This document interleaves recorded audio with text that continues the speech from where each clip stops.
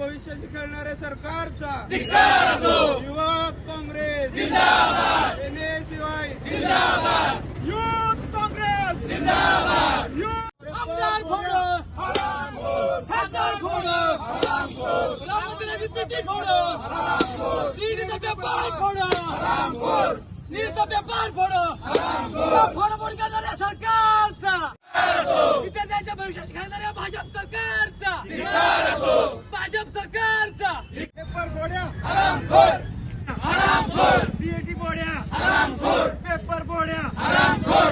भाजप सरकारचं करायचं काय? खाली डोकं वर पाय. युथ काँग्रेस जिंदाबाद. युथ काँग्रेस जिंदाबाद. युवा काँग्रेस जिंदाबाद. NSUI. सातारा जिल्हा युवक काँग्रेस, सातारा जिल्हा युनिव्हर्सिटी तसेच काँग्रेस कमिटी सातारा या सर्वांच्या अनुमताने आमचे महाराष्ट्र प्रदेशचे अध्यक्ष शिवराज मोरे यांच्या सूचनेनुसार आणि आमचे महाराष्ट्र प्रदेश काँग्रेस युवक काँग्रेसचे सरचिटणीस भूषण रणवरे यांच्या नेतृत्वाखाली तसेच सातारा जिल्हा काँग्रेस कमिटीचे अध्यक्ष नामदेव पाटील आप्पा यांच्या मार्गदर्शनाखाली आज हे काल जो आपण परवा जो टीईटीचा पेपर फुटला, खरं तर अजून 3 महिने झाले नाहीत की नीटचा पेपर फुटून तेवढ्यात हा टीईटीचा पेपर फुटला. म्हणजे अंदाजे 6 लाखाच्या आसपास या टीईटीसाठी विद्यार्थी परीक्षेला बसणार होते. 5 लाख विद्यार्थी होते आणि 1 लाखाच्या आसपास शिक्षक होते. आणि ते विद्यार्थी भर रस्त्यात रिक्षामधून जात असताना त्यांना बातमी कळते की आपल्या टीईटीचा पेपर फुटलाय. मग याला जबाबदार कोण आहे? खरं तर भाजप सरकार, त्यांचे मंत्री आमदार याला जबाबदार आहेत. तेच कुठेतरी पैसे घेऊन आता जे आमदार खासदार फोडायचे चालले ते याच पैशातून फोडायचे चालले अशी सर्वसामान्य जनतेला शंका यायला लागल्या. गेली 5-6 महिने झाले आपण बघतोय की आमदार फोडो खासदार फोडो यांचं चालू झाले आणि त्याचबरोबर आता पेपर फोडो सुद्धा चालू झाले. राम मंदिरात ज्यांनी राम मंदिराच्या नावाखाली मतं मागितली त्या राम मंदिरातील पेटी फोडून करोड हजारो कोटींचा घोटाळा झाला. त्या राम मंदिराशिवाय बीजेपीचा एकही पदाधिकारी, एकही आमदार खासदार, एकही मंत्री बोलायला तयार नाही. म्हणून आम्ही आज युवक काँग्रेसच्या वतीनं आज भाजप सरकारचा धिक्कार करतो. खरं तर आपले आई वडील लेकरांना कर्ज काढून परिश्रम घेऊन अहोरात्र मेहनत कष्ट करून हे विद्यार्थी अभ्यास करतायत आणि त्या अभ्यासावरती पाणी फिरण्याचं काम हे भाजप सरकार आणि प्रशासन करते. आणि त्यांना त्यांची जागा दाखवण्यासाठी आज हे युवक काँग्रेस आपल्यापुढे आजची मटकी फोडलीत, फुगे फोडलेत. जसे आमदार खासदार फोडलेत तसेच आम्ही आज मटक्या आणि इथे फुगे फोडलेत.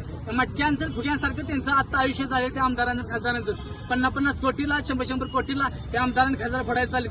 आणि ते पैसे कुठले आहेत? तर ते पैसे आहेत जे आता विद्यार्थ्यांच्या फी भरली जाते. आणि जे विद्यार्थी आता या पेपर फुटीमध्ये 10-10 लाख 20-20 लाख रुपये घेत आहेत पेपर फोडायसाठी, आता या विद्यार्थ्यांकडून पैसे वापरले जातात ते खासदार आणि आमदार फोडायसाठी. म्हणून आज आम्ही युवक काँग्रेसच्या वतीने या सरकारचा धिक्कार करतो. आणि इथून पुढे जर धर्मेंद्र प्रधान, राहुल गांधींनी गेली 6 महिने झाले या धर्मेंद्र प्रधानांचा राजीनामा घेण्यासाठी आवाज उठवलाय, तरी हे निर्लज्ज धर्मेंद्र प्रधानमंत्री राजीनामा देत नाही. आणि आता आपले राज्याचे मंत्री दादा भुसे यांची सुद्धा नैतिक जबाबदारी आहे, त्यांनी राजीनामा दिला पाहिजे. कारण 6 लाख विद्यार्थ्यांचं आणि शिक्षकांचं, ज्या शिक्षकांना 25 वर्ष शिक्षण सेवा केल्या त्या शिक्षकांना सुद्धा टीईटीचा पेपर द्यायसाठी त्यांनी हे केली होती, म्हणजे पेपर द्यायला सांगितलं होता. तो जर पेपर टीईटीचा दिला नाही तर तुम्ही त्या शिक्षक पात्रतेसाठी बसणार नाही असं शिक्षकांना सांगितलं होतं. त्या सुद्धा लाखो शिक्षकांचं भवितव्य डोक्यात घातले या भाजप सरकारचं. म्हणून या भाजप सरकारचा धिक्कार करण्यासाठी, त्यांना कुठेतरी रस्त्यावर आणण्यासाठी आज आम्ही युवक काँग्रेस आणि एनएसच्या वतीने आज रस्त्यावर आंदोलन करून त्यांचा धिक्कार करीत आहोत. नीट प्रकरणाचे दागेदारी अजून समोर आलेले नाहीत आणि अत्यंत टीईटी परीक्षेचा पेपर फुटल्याचं धक्कादायक घटना समोर आलेली आहे. हे विद्यार्थ्यांच्या भविष्याचं खेळणारं सरकार आहे. राज्यातील लाखो विद्यार्थी रात्र दिवस अभ्यास करून परीक्षा देतात, पण हे सरकारच्या अपयशामुळे आणि निष्काळजीपणामुळे अपयशामुळे सरकारच्या पेपर फुटला आहे. आणि येणाऱ्या काळात विद्यार्थी या सरकारला विचारल्याशिवाय जाब राहणार नाही.